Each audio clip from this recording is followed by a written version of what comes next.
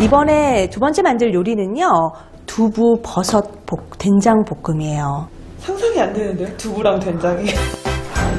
밥도둑도 이런 밥도둑이 없다. 만족도 100% 두부버섯 된장볶음. 표고버섯, 팽이버섯, 두부 반모와 홍고추, 감자를 준비해주시고 가장 중요한 재료인 된장은 집된장으로 5큰술 정도 준비합니다. 강된장찌개라 그래서 그렇게 찌개처럼 하는 걸 좀 되직하게 만들어서 먹는 음식이라고 생각을 하시면 되는데요. 미지근한 물에다가요, 설탕을 아주 조금 한 반작은술 정도만 넣어주시면 물기를 꼭 짜서 손으로 이렇게 짜주시는 거예요. 네. 표고버섯 우린 물은 이따가 우리가 만들 때 사용할 거기 때문에 그냥 후룩 버리지 마시고 그대로 두셔야 되세요. 그리고 버섯은 이 뒷면이 되게 미끄럽거든요. 그래서 이렇게 자르시면 미끄러져 손이 하기 때문에 반대로 이렇게 놓으시고 이렇게 해서 잘게 다 썰어 주시는 거예요. 이렇게. 네. 이렇게 해서. 그런데 칼질이 아슬아슬 조심하세요. 칼질이 조금 서투시지만 그래도 잘하시려고 하시네요. 네. 근본 없는 요리라. 여기서 잠깐 된장볶음을 만들 때는 육수부터 준비해야 하는데요. 멸치, 다시마, 무, 대파를 넣고 끓여줍니다. 육수 맛이 잘 우러나기 위해서는 중요한 요령이 있다는데요. 중요한 포인트는 육수를 내는 거를 끓일 때 이 재료를 넣는 게 아니라 찬물에서부터 넣고 끓여주시는 게 제일 중요한 포인트예요. 그래서 우리가 고기를 먹어야 된다 그럴 때는 뜨거운 물이 끓을 때 고기를 넣어서 그걸 살만 먹지만 이렇게 국물을 먹을 때는 찬물에서부터 끓여주신다는 거. 근데 다시마는 물이 끓고 나서 한 12분 정도가 되면 그 다시마의 글루탐산이라는 맛있는 성분이 탄닌 성분으로 바뀌어서 약간 떫은 맛이 우러나요. 그래서 12분 정도 지난 다음에 먼저 다시마는 건져내시고 나머지는 조금 더 끓여주시면 될 것 같아요. 육수가 끓는 동안 나머지 재료를 준비하는데요. 먼저 집된장은 덩어리가 뭉치지 않도록 물을 조금 붓고 풀어줍니다. 두부는 작은 크기로 깍둑썰기로 준비해두고요. 풋고추와 홍고추는 아래쪽에서 꼭지 쪽으로 십자로 칼집을 넣으면 썰기 쉽고 모양도 일정합니다. 이렇게 해서 십자가 되게 칼집을 넣어주시는 거예요. 약간 겁나세요? 그러면 또 방법이 있는데요. 손이 겁난다 하실 때는 이렇게 놓으시고요. 이렇게 해서 한번 잘라주시고 다시 뒤집으셔서 이렇게 이 방법으로 해주시면 좀 이렇게 능숙하지 않고 요리하신 지 얼마 안 되셨으니까 좀 편하게 쓰실 수 있을 것 같아요. 초반에 너무 많이 비어서 제 쪽으로 이렇게 칼 오는 거는 못하겠어요. 아, 두려우세요? 네. 그러면 그 방법으로 하시면 좋을 것 같아요. 이렇게 해서 정말 초보에게 필요한 요령은 없는 건가요? 칼질은 무슨 뭐 타고나는 게 아니라 많이 연습을 많이 해보시면 잘 되는데 처음부터 좀 욕심을 내서 빨리 하시려고 두께를 신경 안 쓰시는데 지금 천천히 두께를 맞추시는 게 더 좋은 것 같아요. 재료가 준비되었으면 이제 본격적으로 된장볶음을 해볼 텐데요. 먼저 뚝배기에 끓여둔 육수 반컵, 그리고 표고버섯 우린물 약간에 표고버섯, 된장, 홍고추를 넣고 끓여줍니다. 물만 더 부으면 된장찌개 같기도 하고 이거 밑반찬이 될까요? 여기서 잠깐! 고수의 비법은 바로 감자!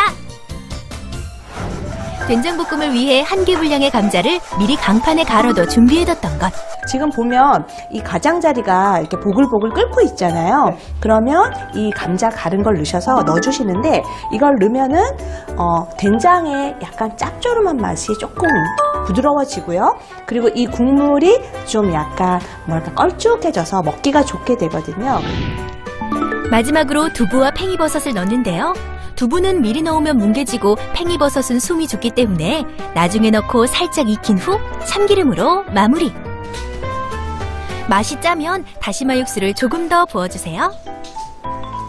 이거는 얼마나 오랫동안 보관해요? 이렇게 보관해두면 이제 여기 지금 오늘은 두부가 들어갔잖아요. 두부가 들어가면 사실은 보관하는 게 한 4, 5일 정도예요. 그 시간이 지나가면 두부가 약간 상할 수가 있거든요. 그리고 또 된장에 있는 두부는 좀 생각보다는 좀 오래 가기는 하는데 만약에 오랜 기간 두고 드실 때는 두부를 좀 빼세요.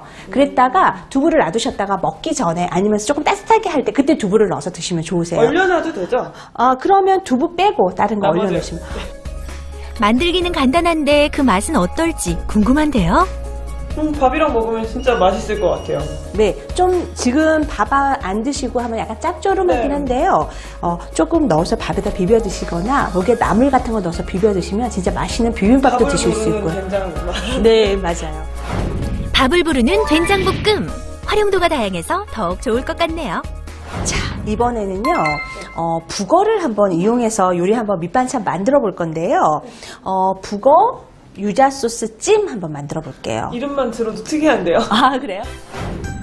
밑반찬도 상큼할 수 있다. 밥도둑 세 번째, 북어 유자 소스 찜. 영양가가 풍부한 북어포와 붉은 고추, 대파, 검은깨, 유자청을 준비해주세요. 북어포는 손질이 중요한데요. 잘라낸 북어 대가리는 육수 재료로 재활용 가능. 물에다가 좀 약간 축축하게 적시셔서 두면 한 20분 정도 두면 이렇게 북어가 이렇게 살이 엄청 많네요. 네, 이렇게 해서 아주 부드러운 북어가 준비가 되어지거든요. 그래서 그냥 저렇게 물에 담궈 놓으셨다가 지금 짜시는데요. 그러면 부드럽긴 해갖고 누구나가 먹을 수는 있는데 그 맛있는 진액이 다 빠져나간다는 생각이 전 약간 솔직히 들거든요. 흐르는 수돗물에 착착 앞뒤로 한 번씩만 넣었다가 해주고요. 빼는 식으로? 바로 키친타올 위에 올려서 톡톡톡 물기를 두드려줘요. 근데 그거를 모든 요리를 시작하기 제일 전에 해놔요. 그 상태로 한 30분 이상만 두면 저절로 불더라고요. 그래서 말씀하신 대로 물에다 담그진 않고요. 그냥 착착 흐르는 물에 한 번씩만 해줘도 충분히 불더라고요. 적당하게 불린 북어포는 6cm 간격으로 썰어준 후 밑간을 해주는데요. 밑간 양념액은 매실액, 맛술, 참기름을 1대 2대 1 비율로 만들어 북어포에 발라줍니다. 파가 보면 이렇게 네. 흰 부분하고 이렇게 연결돼 있잖아요. 오늘은 이 조림을 찜을 할 때요, 이 푸른 부분은 버리지 않고요, 밑부분을 갖다가 놔서 냄비 바닥에다가 깔아줄 거예요. 찜을 하면서 밑에 냄비에 이렇게 철썩 붙지 않도록 하기 위해서 이 푸른 대파잎은 이렇게 사용하시고요. 홍고추는 채를 썰기 전에 미리 반으로 가른 후 씨를 뺀 뒤에 썰어야 깔끔하고요. 대파도 가로 방면으로 채를 썹니다. 이제 북어찜의 양념장을 만들 차례인데요. 유자청을 2큰술 푼 후 간장, 굴소스, 올리브유, 고춧가루, 다진 파, 다진 마늘, 참기름, 생강즙을 넣어 섞어줍니다. 자, 냄비에다가 아까 파 푸른 부분 준비했던 거 깔아주시고요. 1차적으로 밑간한 이 북어포를 이렇게 넣어주시는 거예요. 그리고 이렇게 펴주시고요.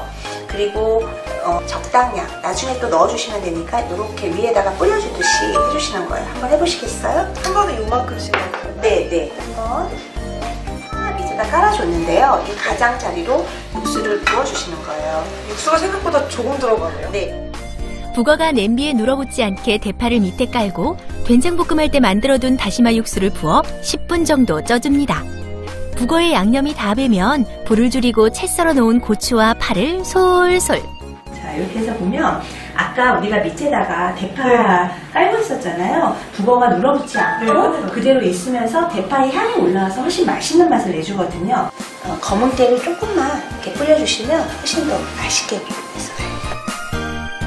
자, 그렇다면 그 맛은 어떨지 궁금해지는데요.